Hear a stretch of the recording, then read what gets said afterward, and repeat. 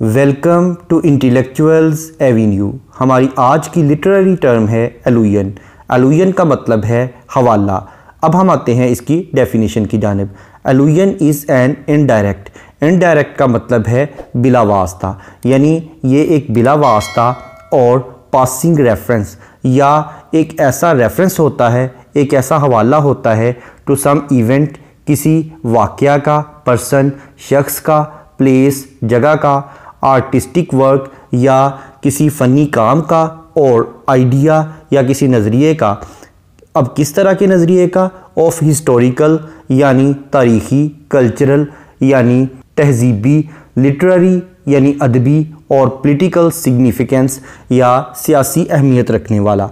यानी इसका मतलब है कि एलुजन एक गुज़रता हुआ एक पासिंग रेफरेंस या हवाला होता है जो कि बिला वास्ता होता है, और ये रेफरेंस किसी इवेंट के बारे में हो सकता है, किसी शख्स के बारे में, किसी जगह के बारे में, या किसी आर्टिस्टिक वर्क के बारे में हो सकता है, या कोई सियासी, अदबी, तहज़ीबी या तारीख़ी नज़रिया के बारे में हो सकता है। The nature and relevance of which, जिसकी फ़ितरत और उसके ताल्लुक़ को वजाहत नहीं किया जाता बाय द राइटर, यानी लिखने वाला उसके ताल्लुक़ और उसकी फ़ितरत की, उसकी नेचर की, उसकी साख्त की तशरीह नहीं करता।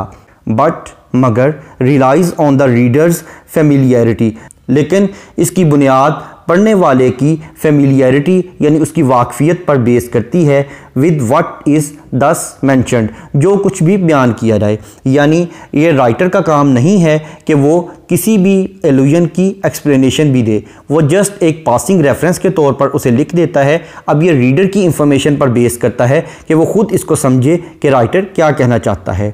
The technique of allusion is an economical means of calling upon the history, यानी ये जो एलुजन है ये तारीख़ी वाक़यात को बड़ी कफ़ायत शारी से इस्तेमाल करने का नाम है, और या फिर द ट्रेडिशन, ये रवायत that author and reader are assumed to share, यानी ये तसव्वुर किया जाता है कि ये एक ऐसा रेफरेंस है जो कि रीडर और राइटर दोनों एक दूसरे के साथ शेयर करते हैं, यानी दोनों इस चीज़ को समझते हैं। यानी लिखने वाला भी इस चीज़ को समझता है और उसको पढ़ने वाला भी इसको समझता है, हालांकि इसकी एक्सप्लेनेशन नहीं की जाती। यानी इसका मतलब है कि एलुजन एक इनडायरेक्ट या पासिंग रेफरेंस होता है, और ये कोई सियासी, अदबी, तहज़ीबी या तारीख़ी किस्म के आइडियाज़ पर बेस करता है, और इसके साथ साथ ये किसी वाक़या, किसी शख्स, किसी जगह या किसी आर्टिस्टिक वर्क यानी किसी लिटरेरी वर्क का हवाला होता है।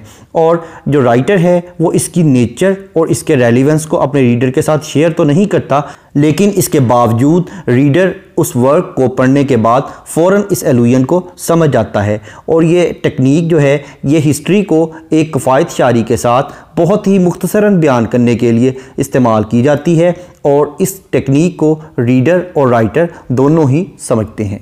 अब हम आते हैं इसके एग्जांपल्स की जानिब। सबसे पहले हम सीमस हीनी की एक पोइम द टॉलर्ड मैन को देखेंगे, जिसकी लाइन नंबर 31 और 32 में वो कहता है of 4 young brothers trail for miles along the lines, यानी वो उन 4 भाइयों का एलुजन यूज़ करता है जिन्हें कत्ल कर दिया गया। उसके बाद वो लाइन नंबर 37 में भी टॉलरेंट, ग्रेबेल और नेबल गार्ड के एलुजन्स यूज़ करता है। उसके बाद अगर हम सीमस हीनी ही की एक और पोइम द टूम रोड की लाइन नंबर 6 देखें तो इसमें इसने अनटोपल्ड ओमफेलोज का एलुजन यूज़ किया है। उसके बाद अगर हम विलियम बटलर येट्स की पोइम द सेकंड कमिंग की लाइन नंबर 10 को देखें तो उसमें उसने सेकंड कमिंग यानी जीसस क्राइस्ट की सेकंड कमिंग का एलुजन यूज़ किया है। उसके बाद लाइन नंबर 12 में उसने स्पिरिटस मुंडी का एलुजन यूज़ किया है। उसके बाद अगर हम विलियम बटलर येट्स की एक और पोइम लैपिस लाजुली की लाइन नंबर 6 और 7 को देखें तो इसमें उसने ज़ेपेलिन और किंग बिली का एलुजन यूज़ किया है। उसके बाद अगर हम अलेक्जेंडर पॉप की poem the rape of the law के कैंटो 1 की लाइन नंबर 3 को देखें तो इसमें उसने कैरल और म्यूज़ के एलुजन्स यूज़ किए हैं। उसके बाद अगर हम W.H. आर्डन की poem in memory of W.B. Yeats की लाइन नंबर 1 को देखें तो इसमें उसने ही का वर्ड यूज़ किया है, जो कि उसने W.B. येट्स के लिए यूज़ किया है। उसके बाद अगर हम D.H. लॉरेंस की पोइम स्नेक की लाइन नंबर 20 को देखें तो इसमें उसने एटना स्मोकिंग का एलुजन यूज़ किया है। उसके बाद अगर हम S.T. कोलरिज की पोइम कुबला खां की लाइन नंबर 1 को देखें तो इसमें उसने ज़ेनाडो और कुबला खां का एलुजन यूज़ किया है। उसके बाद लाइन नंबर 3 में एल्फ एक उसने एलुजन यूज़ किया है। उसके बाद लाइन नंबर 29 और 30 को अगर हम देखें तो फिर उसमें उसने उसकी एंसेस्ट्रल वॉइसेस का एलुजन यूज़ किया है जो कि जंगो जदल की पेशीन गोइयाँ कर रहे थे। उसके बाद अगर हम इसी पॉइंट की लाइन नंबर 39 को देखें तो इसमें उसने एबिसीनियन मेड का एलुजन यूज़ किया है और लाइन नंबर 41 में माउंट अबोरा का उसने एलुजन यूज़ किया है।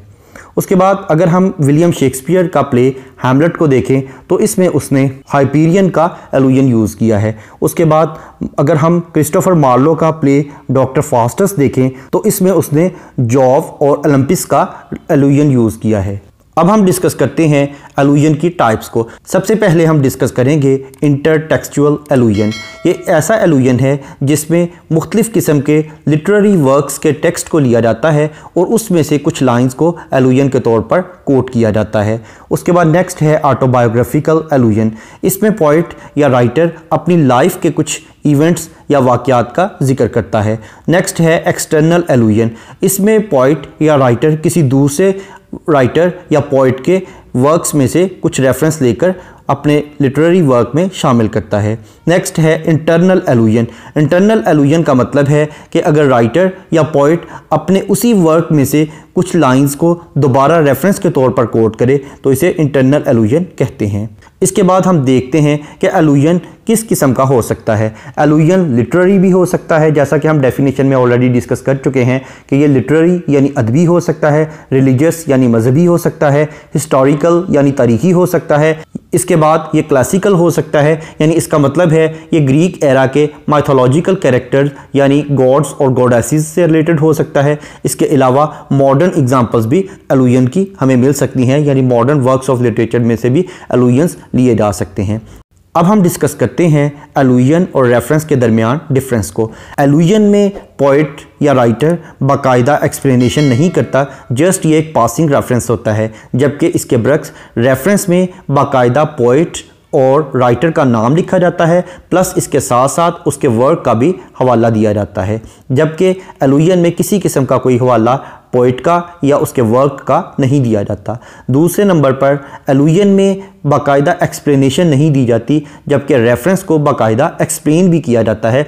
यानी एलुजन में इसकी एक्सप्लेनेशन रीडर के ज़िम्मे होती है कि रीडर खुद से अंदाज़ा लगाए कि ये एलुजन कहाँ से लिया गया है, जबकि रेफरेंस में रीडर की ज़िम्मेदारी नहीं होती, जबकि राइटर ही की ज़िम्मेदारी होती है कि वो उस रेफरेंस को बाकायदा एक्सप्लेन भी करे और जहाँ से भी इसने ये लिया है उसका मुकम्मल तौर पर हवाला भी पेश करे।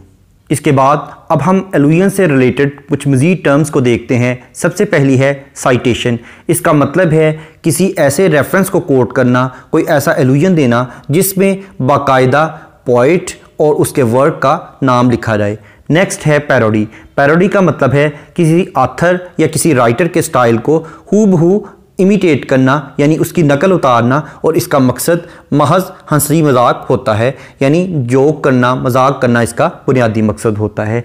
नेक्स्ट है पैस्टिश। इसका मकसद भी किसी ऑथर या किसी पोइट या किसी राइटर के स्टाइल की इमिटेशन करना होता है, यानी उसकी नकल उतारना होता है, लेकिन इसका बुनियादी मकसद हंसी मजाक करना नहीं होता बल्कि सेलिब्रेशन होता है। उसके काम को खराज तहसीन पेश करना या ट्रिब्यूट करना इसका बुनियादी मकसद होता है। यानी पैरोडी में अगर किसी राइटर के स्टाइल को इमिटेट किया जाए, उसकी नकल उतारी जाए, तो पैरोडी में उसका बुनियादी मकसद महज हंसी मजाक होता है। जबकि पैस्टिश में अगर किसी ऑथर या राइटर या पोइट के स्टाइल की इमिटेशन की जाए, उसकी मिमिक्री की जाए, उसकी नकल उतारी जाए, तो इसका मकसद उसको ट्रिब्यूट देना या उसको खराज तहसीन पेश करना होता है, या उसके वर्क्स को ट्रिब्यूट करने के लिए बाकायदा सेलिब्रेशन इसका मकसद होता है। इस लेक्चर में जिन पॉइंट्स के रेफरेंसेस एग्जाम्पल के तौर पर कोट किए गए हैं, उन तमाम पॉइंट्स को डिटेल में समझने के लिए इसी चैनल पर रेलिवेंट पॉइंट्स की प्लेलिस्ट्स को विज़िट करें। इसके साथ साथ इन तमाम पॉइंट्स के लिंक नीचे डिस्क्रिप्शन बॉक्स में भी मौजूद हैं। Thank you for attending this lecture.